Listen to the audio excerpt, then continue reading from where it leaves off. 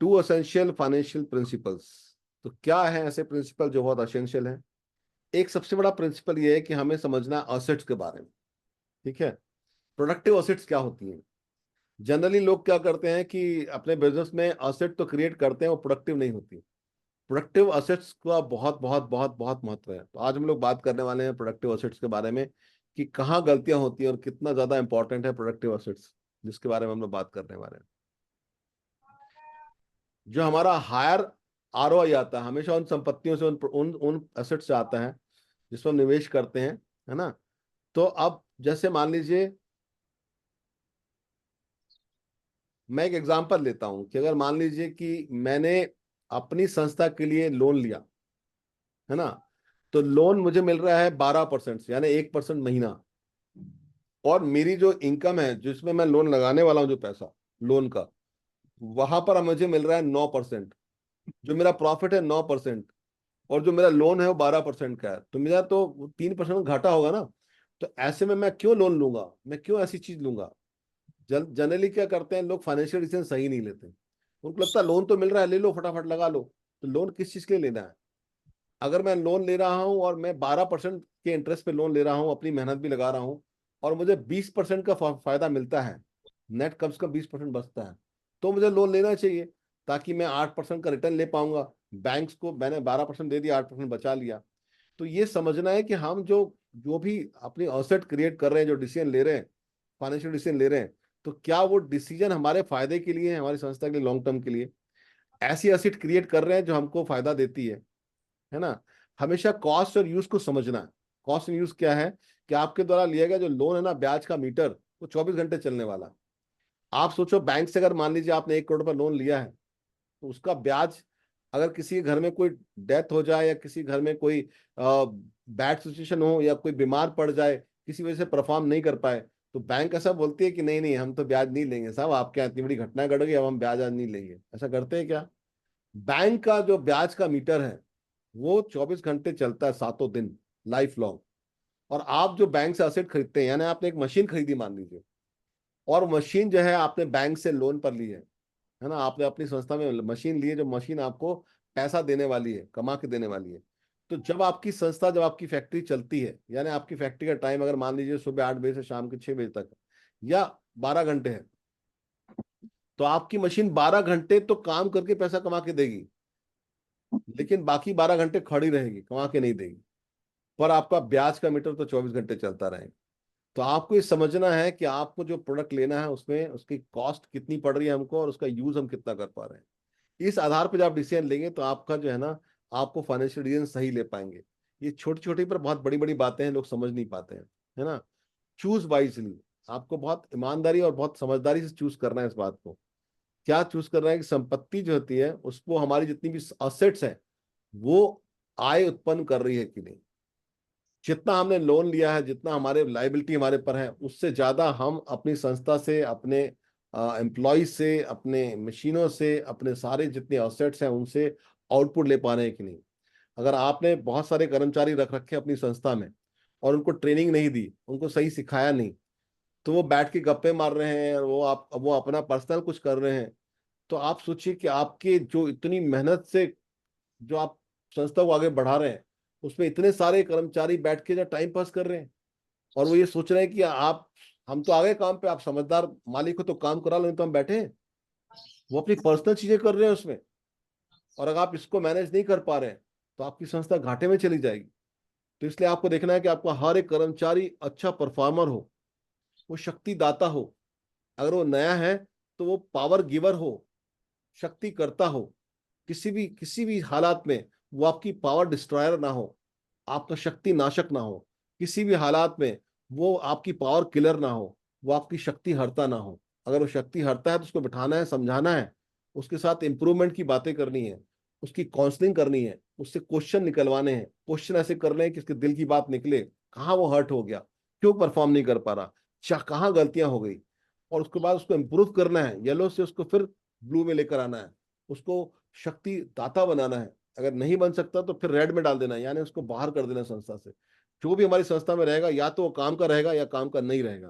कोई मशीन खराब होगी और किसी तरह से काम आने वाली नहीं, रिपेयर आने वाली नहीं है, और वो पड़ी हुई है, तो आप उसको किसी भी भाव में बेचकर पैसे खड़े कर रहे हैं। अरे फिर कभी काम आएगी, कचरे की तरह उस जगह घेर के पड़ी हुई है, ऐसा नहीं है। हर एक चीज प्रोडक्टिव होना चाहिए। कोई मोबाइल बंद हो गया, कोई मशीन बंद हो गई, तुरंत ठीक कराओ, तुरंत।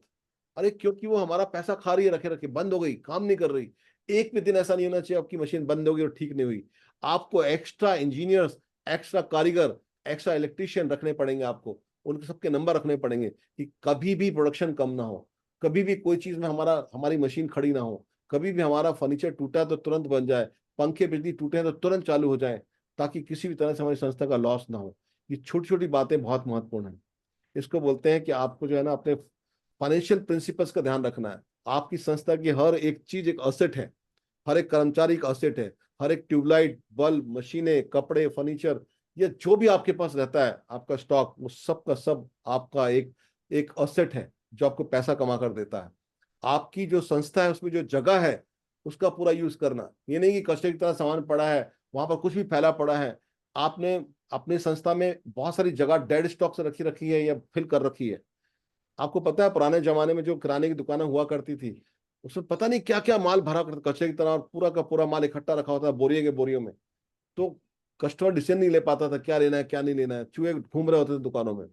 लेकिन जब से सुपर मार्ट का कल्चर आया है, लोग समझ गए हैं, तो लोग स्टॉक रखते हैं गोडाउन में और सैंपल रखते हैं सारा सामने। और क्लाइंट के पास ये फ्रीडम होती है कि पूरी दुकान में एक एक जगह घूम घूम घूम के वो हर चीज देख सकता है। जो चीज को याद नहीं है देखकर याद आ जाती है और खरीद लेता है। उसने अपने जो शोरूम है उसकी एक एक फुट जगह का अच्छा यूज किया है, क्योंकि वो उसकी असेट है। अगर मान लीजिए मेरी संस्था का मैं 1 लाख रुपए किराया दे रहा हूँ मेरे शोरूम का, और मैंने उसमें कचरा भर रखा है, उसमें मैंने आधा सामान ऐसा रख रखा है जो नहीं रखना था, मेरे घर के फालतू सामान पड़े हुए हैं उसमें, तो फिर मैं अच्छी तरह से अपनी असेट को यूज करने वाला व्यक्ति नहीं हूँ। तो ये छोटी छोटी पर बहुत महत्वपूर्ण बातें हैं कि मेरी संस्था की हर एक चीज ऐसी है जो यूजफुल हो। एक मशीन खराब होगी तुरंत बन जाए, मेरा कर्मचारी बैठा है तो उसके पास लिखित में एसओपी होना चाहिए, क्या आर होना चाहिए, उसके पास सब कुछ होना चाहिए, वो काम पे लग जाए। बहुत इंपॉर्टेंट है। दूसरी बात जो हमारा बहुत महत्वपूर्ण दूसरी बात जो है, मैच लोन ड्यूरेशन विद पे बैक पीरियड। ये बात कई लोग समझ नहीं पाते हैं। ये बहुत इंपॉर्टेंट है फाइनेंशियल डिसीजन लेते समय। इसके बारे में थोड़ा सा मैं डिटेल में जाना चाहूंगा, उसको आप समझिएगा कि मैंने अगर मान लीजिए लोन लिया है ना, तो अक्सर क्या करते हैं लोग, लेने के लिए लोग सीए के पास चले जाते हैं और सीए को बोलते हैं कि सर हमें लोन लेना है, आप हमें लोन दिला दीजिए। तो सीए एक मशीन के लिए लोन लेता है तो वो क्या, एक आपका एक प्रोजेक्ट रिपोर्ट बना देता है। आपकी बैलेंस शीट में पैसे सही नहीं है, इनकम नहीं है, लॉस है, तो भी वो क्या करता है, 3-4 साल पुरानी जो है बैलेंस शीट में रिपेयर कर देता है कि इसको प्रॉफिट की बैलेंस शीट दिखा देते हैं। अक्सर सीए प्रोजेक्ट रिपोर्ट तैयार करते हैं कि मशीन इतने घंटे चलेगी रात में, इतने घंटे दिन में, और ऐसे ऐसे प्रोडक्शन करेगी, इतना इतना पैसा कमा के देगी, उससे हम ऐसे ऐसे लोन चुका देंगे। तो वो लोन लेने के लिए बना तो देता है सब कुछ, और आपको जो है लोन की ड्यूरेशन दिला देता है। लेकिन आपको खुद भी समझना है कि यार हमारे को लोन लेना कैसे है और हमारे लोन चुकाना कैसे है। तो ये हम आपको एग्जांपल देता हूं कि अगर मान लीजिए आपने एक 10 लाख रुपए का लोन लिया एक मशीन के लिए, और आपकी जो मशीन है उससे आपको जो है पर एनम 2.5 लाख रुपए इनकम होती है। 10 लाख की मशीन है, 2.5 लैक्स अर्न करके देती, 10 लैक्स की मशीन है, 2.5 लैक्स अर्न करके देती है।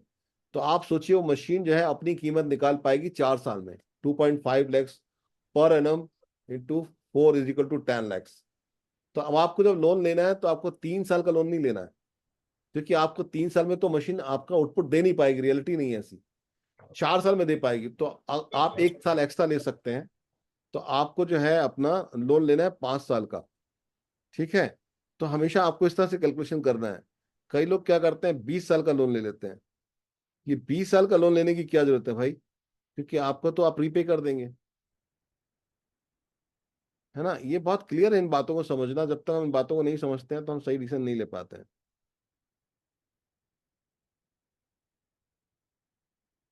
तो अगर मैंने मशीन के लिए 10 साल या 12 साल का लोन ले लिया और मैं उसको 5 साल में रीपे कर सकता हूँ, तो 5 साल एक्स्ट्रा लोन में लेके रखा रहूंगा, वो पैसे का मिसयूज हो जाएगा, मैं उस पर इंटरेस्ट ज्यादा भरता रहूंगा। तो ये सही फाइनेंशियल डिसीजन नहीं है।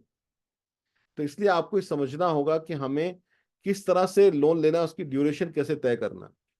कोई भी आपको अगर लॉन्ग जो जो लोन लेना है वो लॉन्ग टर्म लेना है, तो लॉन्ग टर्म लेने के लिए आपको लेना है अपने, अगर अगर आप ले रहे हैं अपने लैंड के लिए, आप किसी प्रॉपर्टी के लिए ले रहे हैं, किसी मशीन के लिए ले रहे हैं जो लंबे समय तक चलने वाली है, तो लॉन्ग टर्म लोन ले सकते हैं, है ना। लॉन्ग टर्म लोन का जो इंटरेस्ट अलग तरह से कैलकुलेट किया जाता है, लॉन्ग टर्म लोन अलग तरह का होता है।